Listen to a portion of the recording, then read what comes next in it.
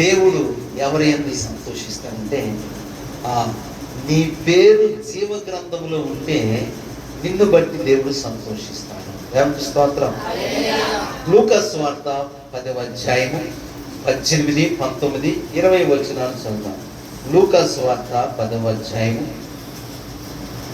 18, 19, 20 వచనాలు.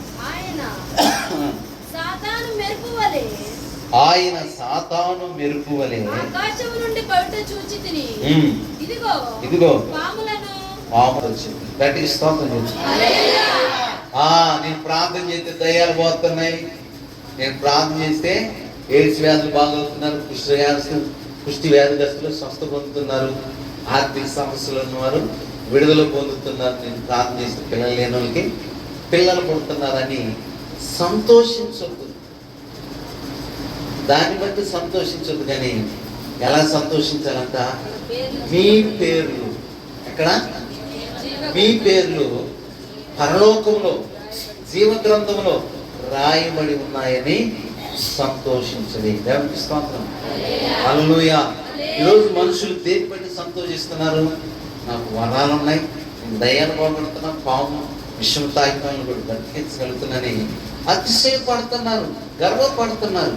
కానీ వాక్యం చెబుతుంది ఇవన్నీ కాదు, కానీ మీ పేరు జీవ గ్రంథంలో రాయబడి ఉంటే నిన్ను బట్టి ప్రభు సంతోషిస్తాడు.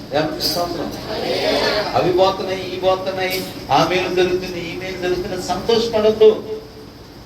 శిష్యులు అనుకున్నారు, ప్రభా నీలాగా మేము దయ్యాలు నిలబడుతున్నామయ్యా, నీలాగనే మా నేరం తగలంగానే రోగులు బాగైపోతున్నారు, ఆనందపడుతుంటే పిచ్చోళ్ళారా, వాటిని బట్టి కదా ఆనందం. నీ పేరు పరలోకంలో రాయబడ్డాయా? దేవునికి స్తోత్రం. హల్లెలూయా. పరలోకంలో జీవ గ్రంథంలో రాయబడిందా? నీ పేరు రాయబడిందా? రాయబడకపోతే నిన్ను బట్టి ప్రభు సంతోషించడు. నిన్ను బట్టి ప్రభు ఎప్పుడు సంతోషిస్తాడంటే, వాక్యం ఒక పాపి తన పాపముల విషయం పశ్చాత్తాపడి మారు మనసు పొంది రక్షణ పొందుల ద్వారా, బాప్తిస్మం పొందుల ద్వారా పరలోకమందున్న తండ్రి సంతోషిస్తాడు. దేవునికి స్తోత్రం. ఒక పాపి రక్షణ పొందితే పరలోకములు అంట గొప్ప సంతోషం కలుగుతుంది. దేవునికి స్తోత్రం. హల్లెలూయా. మీ పేరుందా? మరి మీ పేరుందా? ధైర్యంగా చెప్పండి, నా పేరుంది. పేరు లేదా? చూడండి, ప్రకటన గ్రంథంలో ఏమంటాడు? 20వ అధ్యాయం 15, ఎవరి పేరైనను జీవ గ్రంథమందు రాయబడినట్టు కనబడని ఎడల వాడు అగ్నిగుండములో పడవేయబడును. దయ్యాలు పోయినగా ఏం సుఖం? రోగాలు స్వస్థత పొందని ఏం సుఖం? పాము తేళ్ళు బలాన్ని విడిచివేశాక ఏం సుఖం? ఏం ప్రయోజనం? పేరు ఎక్కడ రాయబడాలి? నేను ఒక మాట అంటే మీకు కోపం, వాటి లిస్టులో అందరి పేర్లు వచ్చి మీ వాటిలో నీ పేరు రాదు. వాడి మీదకి ఎట్లా ఉంటావు? కూలికి మాట్లాడు, ఏం కడుతున్నావు, ఎన్నాళ్ళు పెట్టి 40 ఏళ్ళు పెట్టి మార్చడం, నా లిస్ట్ ఏమైంది, నా పేరు ఏమైంది? వాడు చుట్టు పట్టుకుంటా, వాడు గల్లా పడుతుంది. వాటర్ లిస్టులో పేరు లేకపోతే నేను నిలదీస్తానే. పరలోక రాజ్యంలో నీ పేరు లేకపోతే, నీ పేరు లేకపోతే ఎక్కడికి వెళ్తావు? అక్కడ రాయబడింది కదా, అగ్నిగుండంలో. మరి నీ పేరు నమోదైందా? నీ పేరు పరలోక జీవ గ్రంథంలో దాఖలైందా? మీరేం మాట్లాడుతున్నారు? ప్రశ్నార్థం. బాప్తిసం పొందిన కూడా సందేహంగా ఉంది, నిజంగా నా పేరు ఉందో లేదు, నా పేరు ఉందో లేదు. నువ్వు నిజంగా బాప్తిసం పొంది రక్షించబడి నమ్మకంగా ప్రభు కొరకు జీవిస్తే, నీకు మంచి ప్రవర్తనతో నీవు జీవిస్తే నీ పేరు ఖచ్చితంగా రాయబడింది. ఎక్కడా? జీవ గ్రంథంలో. దేవునికి స్తోత్రం. జీవ గ్రంథంలో పేరు రాయబడాలంటే ఒకటి బాప్తిసం పొందాలి, రెండవది నీవు సేవలో, దేవుని సేవలో సహకారిగా ఉండాలి.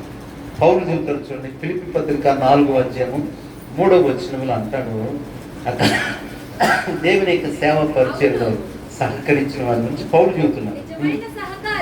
అవును, నిజమైన సహకారి. క్లెమెంతుతోను నా ఇతర సహకారులతోను స్వార్థ పనిలో సువార్త పనిలో నాతో కూడా ప్రయాసపడిన వారు కనుక వారికి సహాయం చేయమని నిన్ను వేడుకొనుచున్నాను. ఆ సహకారుల పేర్లు జీవ గ్రంథమందు రాయబడి ఉన్నవి. దేవునికి స్తోత్రం. బాప్తిస్మం పొందుకు ద్వారా నీ పేరు జీవ గ్రంథంలో లిఖించబడుతుంది. రెండోది, దేవుని సేవలో సహకారులుగా. ఇక్కడ క్లెమెంతు ఇతర స్త్రీలు, కొంతమంది స్త్రీలంట పౌలు గారి సేవా పరిచయంలో సహకారులుగా ఉన్నారు కనుక ఈయనేమని ప్రార్థన చేస్తుందంటే, ప్రభా ఈ సేవ ఎంత ముందుకు దూసుకు వెళ్ళడానికి, అనేక ప్రాంతాల్లో మేము ఆయన రక్షణ వాక్యాన్ని ప్రకటించడానికి కొంతమంది స్త్రీలు నాకు సహాయపడ్డారు కనుక ఈ పరిచయంలో సహకరించిన వారందరి పేర్లు జీవ గ్రంథంలో ఉన్నాయి. దేవునికి స్తోత్రం. ఎవరి పేరైతే జీవ గ్రంథంలో ఉంటుందో వారిని బట్టి దేవుడు ఆనందిస్తాడు. దేవునికి స్తోత్రం. హల్లెలూయా. నీ పేరు ఉందా? ఒకవేళ నేను రక్షణ పొందకపోతే తొందరగా రక్షణ పొందు. ఒకవేళ నీవు సహకారిగా లేకపోతే దేవుని సేవా పరిచయంలో నీ వంతు నీవు సహకారాన్ని అందించు. దేవునికి స్తోత్రం. ఇట్లనే ఒకసారి అంటే మాస్టర్ వాకింగ్ అవుతుంటే ఒక వ్యక్తి ప్రేరేపించబడి తనకు జరిగినటువంటి మేలుని బట్టి, ఉపకారాన్ని బట్టి ఆ ఆత్మ ప్రేరణ చేత, మాస్టర్ గారు దేవుని సేవ పరిచయం కొరకు నేను 1 ఎకరం పొలాన్ని దేవునికి ఇస్తాను, దాన్ని నమ్మి సేవ చేయండి అన్నారు. సంఘంలో ఆయన ఒక్కడే కదా ఉండేది, మిగిలిన వాళ్ళు కూడా ఉన్నాయండి పొలాలు. ఎకరం పొలం ఎంత రేటు తెచ్చా, ₹1 పలుకుతుంది. ఇచ్చింది కాక మేము కూడా ఇవ్వాలి. ఆయన ఇచ్చారు, పొలాలు ఉన్నాను, మీరు ఎందుకు ఇదని మమ్మల్ని కూడా అంటారు అని ఇచ్చేవాడిని అంట అడ్డుకున్నాం. ఉంటారు కొంతమంది మహానుభావులు, వాళ్ళు చెయ్యరు సహాయం, చేసే వాళ్ళని చెయ్యి. ఏమకంట ఇలా అడ్డుకుందే, ఏమకంట 5 ఎకరాలు ఏం చేసింది, ఇచ్చే ఆయన్ని దేవుని సేవకి ఇవ్వనివ్వకుండా ఆటంకపరుచుంది. ఈయన మెత్తబడిపోయి ఎందుకులే అని ఆ ఆత్మావేశం తగ్గిపోయిందని మెత్తబడి లేదు పాస్టర్ గారు అనేది సర్దుకున్నాడు. ఏం ఆటంకపరిచింది, ఏమికేం జరిగింది తెలుసా? ఇవ్వబడుద్దని ఆటంకంగా ఉంది కదా, ఏం పొలం అంట హైవే పడుతుందని చెప్పేసి 5 ఎకరాలు పడుతుంది. ఏమైంది? సమర్పణ. దేవునికి ఇలా ఇచ్చేవాడిని చెడగడు. కొంతమంది అట్లా ఉంటారు. ఆటంకపరచకూడదు, మనం సహకరించాలి. ఏం చేయాలంట? సహకరించాలి. దేంట్లో? సేవలు. దేవునికి స్తోత్రం. దేవుని యొక్క రాజ్య వ్యాప్తి కొరకు నీ వంతు నీవు సహకారాలను అందించాలి. అలాంటి వారి కొరకు పౌలు భారంగా ప్రార్థన చేస్తూ ప్రభువుని అంటున్నాడు, ప్రభా ఇలాంటి వ్యక్తుల పేర్లు జీవ గ్రంథములో రాయినాయన. చూడండి 69వ కీర్తన. ఆసక్తంగా ఉంటారే వాళ్ళ పేరు ఏమైపోతుందంట? చెరిగిపోతుంది, తుడుపు పెట్టబడతారు. కనుక మనము సహకరించే వారిగా ఉండాలి. మన పేరు మరి ఎన్నటికీ చెరపబడకుండా ఉండాలి అంటే దేవుని సేవ పరిచయంలో సహకారులుగా ఉండాలి. దేవునికి స్తోత్రం. యెరూషలేములంట జీవ గ్రంథంలో ఎవరి పేరు దాఖలవుతుందో వారి మీదికి కీడు రాదు అని దేవుని యొక్క వాక్యము తెలియజేస్తుంది. దేవునికి స్తోత్రం. యెషయా గ్రంథము 4వ అధ్యాయము 3-4 వచనాలు చూడండి. యెషయా గ్రంథము 4వ అధ్యాయము 3. పొందుటకై యెరూషలేములో దాఖలైన వానికి ప్రతి వానికి పరిశుద్ధుడు. దేవునికి స్తోత్రం. ఈ పేరు ఎక్కడ రాయబడాలంట? యెరూషలేములో దాఖలవ్వాలంటే నమోదు చేయబడాలి. సంఘములో, యెరూషలేము అంటే సంఘం, సంఘములో నీ పేరు దాఖలవ్వాలి, నీ పేరు రాయబడాలి. దేవునికి స్తోత్రం. హల్లెలూయా, హల్లెలూయా. రాయబడిందా? రాయబడిందా మీ పేరు? రాయబడకపోతే సిద్ధపడాలి. దేవునికి స్తోత్రం. రక్షణ లేకపోతే రక్షణ పొందాలి. దేవుని పరిచర్యలో సహకారులుగా ఉండాలి. హల్లెలూయా. ప్రకటన గ్రంథం 13వ అధ్యాయం 8వ వచనంలో ఇంకొక మాట రాయబడింది. ప్రకటన గ్రంథము 13వ అధ్యాయం 8వ వాక్యం, చెవి కలిగిన వాడు వినుడుగా. అంటే దేవుని మాట వినే చెవులు కావాలి. ఈ చెవులు కాదు, కొంతమందికి ఈ చెవులు బలమైన పడతాయి, మాట్లాడుకోలేదు. ఈ పక్కన ఉన్నది అర్థం కాదు, వాడికి వినపడుతుంది. మరి ఏం చెవులు నాకు అర్థం కాదు.